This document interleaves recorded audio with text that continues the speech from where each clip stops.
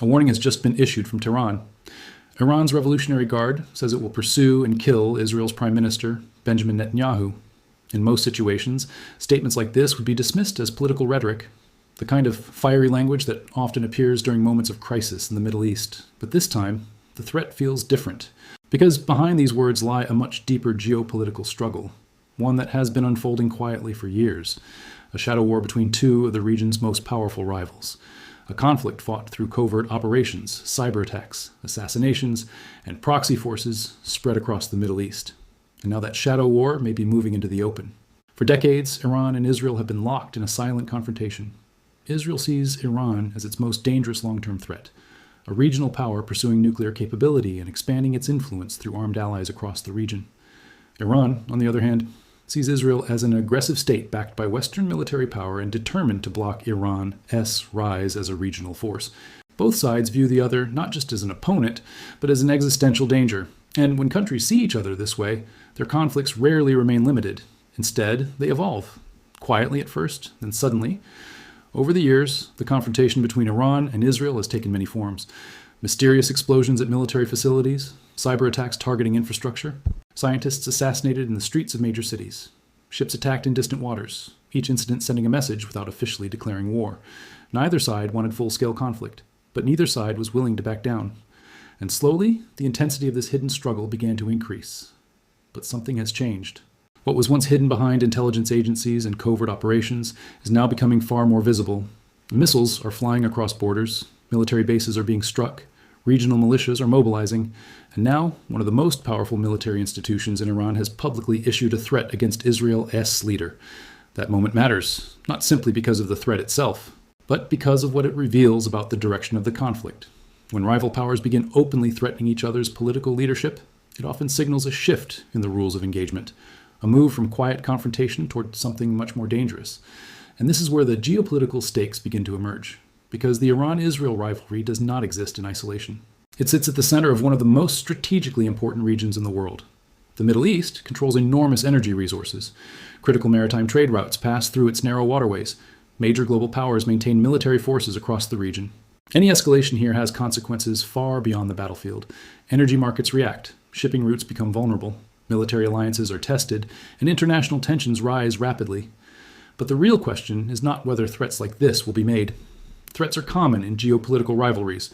The real question is why this moment is happening now. Why did Iran choose to deliver such a direct message? What triggered this sudden escalation? And is this simply another episode in a long shadow conflict, or the beginning of something far more dangerous? Because behind Iran's warning lies a chain of events, military strikes, strategic calculations, and regional power struggles that have been pushing the Middle East closer to a new phase of confrontation. And once you begin to follow that chain of events, one thing becomes clear. This story is not just about a threat against a political leader. It is about the growing risk of a much larger conflict, a conflict that could reshape the balance of power across the Middle East, and possibly far beyond it. To understand why Iran's Revolutionary Guard issued such a direct threat against Israel and its prime minister, we have to look at the chain of events that led up to it. Because in geopolitics, threats rarely appear out of nowhere. They are usually the final signal in a series of escalating moves.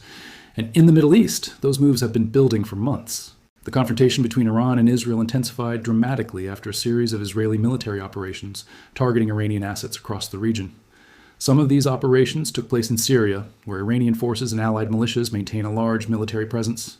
Others targeted logistics networks responsible for moving weapons across borders. The objective was clear. Israel wanted to weaken Iran's growing regional military infrastructure before it became too powerful to contain.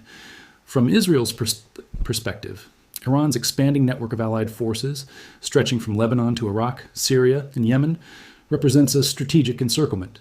Missiles, drones, and precision-guided weapons are gradually being deployed closer to Israel's borders. For Israeli military planners, waiting for those systems to become fully operational would be too dangerous. So Israel adopted a strategy of preemption: strike early, disrupt the supply chains, eliminate key commanders, and slow down Iran's military expansion. But every strike carries consequences, and Iran has its own strategic logic. For Tehran, Israeli operations are not simply defensive actions. They are viewed as part of a broader campaign designed to weaken Iran's regional influence and undermine its deterrence power. Iran's leadership believes that if it fails to respond to these attacks, it risks appearing weak, both to its regional allies and to its domestic audience.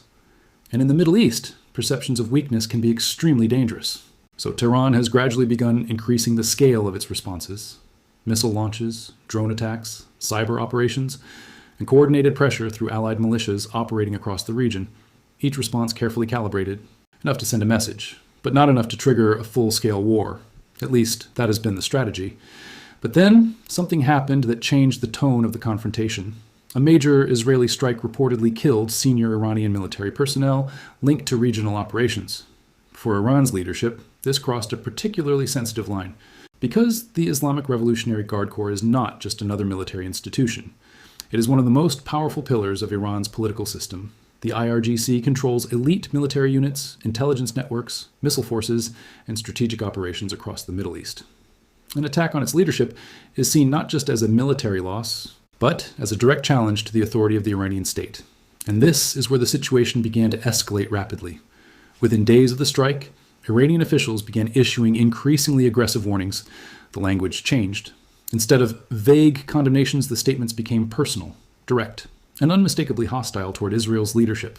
Then came the message from the Revolutionary Guard, a declaration that Benjamin Netanyahu would be pursued and killed if the opportunity emerged. Statements like this serve several purposes. First, they send a message of deterrence. Iran wants Israel to understand that targeting its leadership and military infrastructure will carry consequences. Second, the threat reinforces Iran's image of strength among its regional allies and supporters. Groups aligned with Tehran expect Iran to respond forcefully when its senior commanders are attacked. Failure to do so could weaken Iran's influence across the region. But there's another reason such threats appear during moments of escalation: psychological warfare. Public threats against national leaders are designed to create pressure, uncertainty, and fear, not necessarily because the action will happen immediately, but because the possibility alone forces the opponent to react. Security measures tighten, political tensions rise, and the sense of crisis deepens. But the real story is more complicated, because this threat is not just about revenge for a single strike. It reflects a much larger strategic struggle between two powers competing for dominance in the Middle East. And this is where the deeper geopolitical mechanics of the conflict begin to emerge. To understand the deeper meaning behind Iran's threat, we need to step back and examine how the Iran-Israel rivalry actually works. Because despite the intensity of their hostility, the two countries have rarely fought each other directly. Instead, they operate through a much more complex system of strategic pressure, a system built on proxies, covert operations, intelligence warfare, and long-term deterrence. This is what analysts often describe as a shadow conflict, a conflict where both sides try to weaken the other without triggering a full-scale war. For Israel, the central concern is Iran's growing regional influence. Over the last 2 decades, Tehran has carefully built a network of allied armed groups across the Middle East. In Lebanon, Hezbollah possesses tens of thousands of rockets capable of reaching deep into Israeli territory. In Syria, Iranian military advisors and affiliated militias have worked to establish bases and weapons depots. In Iraq, powerful militia groups maintain close ties with Tehran. And in Yemen, Iran has supported the development of missile and drone capabilities that have already demonstrated the ability to strike long distances. From Israel's perspective, this network forms what some strategists call a ring of fire, a collection of forces positioned around Israel S borders that could be activated simultaneously during a major conflict. If those forces were to coordinate their attacks, Israel could face missile strikes from multiple directions at the same time. And this is why Israeli military strategy has focused heavily on prevention. Rather than waiting for these capabilities to mature, Israel has chosen to disrupt them early. Airstrikes targeting weapons shipments, covert operations against weapons factories, cyber attacks against military infrastructure, and in some cases, assassinations of key individuals involved in Iran's strategic programs. The objective is not necessarily to destroy Iran's influence completely. That would be nearly impossible. Instead, the goal is to slow it down, delay its progress, and prevent the balance of power from shifting too far in Iran's favor. But Iran has developed its own strategic response to this pressure. Rather than confronting Israel directly, Tehran relies on asymmetric warfare. This means using indirect methods to apply pressure without exposing itself to large-scale retaliation. Allied militias, long-range drones, precision missiles, cyber operations. These tools allow Iran to project influence across the region while maintaining a level of plausible deniability. If an attack occurs, Tehran can deny direct involvement. If tensions escalate too far, Iran can temporarily reduce activity through its proxies. This strategy creates a constant state of pressure without crossing the threshold into open war. But the system only works as long as both sides respect certain informal limits. And recently, those limits have begun to erode. Strikes are becoming more frequent. Targets are becoming more sensitive. And rhetoric is becoming far more aggressive. The threat against Israel's prime minister is part of this shift, because threatening the life of a political leader represents a different level of escalation. It signals that the conflict is moving beyond infrastructure and military assets, toward the individuals who control the decisions of war and peace. And this is where the geopolitical stakes become even higher. History shows that when rival powers begin targeting leadership figures, or threatening to do so, conflicts can become much harder to control. Leaders feel pressure to respond. Domestic audiences demand strength. And the space for diplomatic de-escalation begins to shrink. But the most important factor in this confrontation is not just the rivalry between Iran and Israel. It is the wider international environment surrounding them, because neither country operates in isolation. The United States remains Israel's most powerful ally. Russia maintains relationships across the region. China has growing economic interests in Middle Eastern stability. And many regional states are deeply concerned about the possibility of a wider war, which means that every escalation between Iran and Israel now carries the risk of drawing in additional actors. And that is what makes the current moment so sensitive. Because once great powers become involved in regional conflicts, the consequences can quickly extend far beyond the original dispute. And this is where the potential global impact of the confrontation begins to emerge. When tensions rise between Iran and Israel, the impact rarely stays confined to the battlefield. The Middle East sits at the center of several systems that the entire world depends on. Energy flows through its oil fields. Trade moves through its narrow maritime corridors. Military alliances stretch across its deserts and coastlines. And when instability spreads through this region, the ripple effects travel quickly across the global economy. This is why even a single threat, like the IRGC warning against Israel as prime minister, attracts international attention. Because behind the rhetoric lies the possibility of escalation. An escalation in the Middle East has a long history of triggering wider consequences. The first system that reacts is usually the global energy market. A large portion of the world's oil supply comes from countries surrounding the Persian Gulf. Tankers carrying millions of barrels of crude oil pass through narrow waterways every day, especially the Strait of Hormuz, one of the most strategically important shipping routes on the planet. If a conflict between Iran and Israel were to intensify, these routes could become vulnerable. Iran has repeatedly demonstrated that it possesses the ability to disrupt maritime traffic in the region. Through naval forces, missile systems, and fast attack boats, Tehran can threaten shipping lanes that global energy markets rely on. Even the perception of danger in these waters can cause oil prices to spike dramatically. And when energy prices rise, the effects quickly spread across the global economy. Transportation costs increase, industrial production becomes more expensive, inflation pressures rise in countries thousands of kilometers away from the Middle East. But energy is only one part of the equation. The second system affected by escalation is regional security. The Middle East is home to multiple military alliances and defense partnerships. The United States maintains military bases across several countries in the region. European powers cooperate closely with regional governments on security matters, and many states rely on outside powers to help maintain stability in a very volatile environment. If tensions between Iran and Israel move closer to open confrontation, these alliances could become active. Military forces might be repositioned. Air defense systems could be deployed. Naval patrols might increase across strategic waterways. Every move designed to deter escalation, but also increasing the concentration of military power in an already tense region. And this is where the situation becomes especially dangerous. Because when multiple militaries operate in close proximity during a crisis, the risk of miscalculation rises sharply.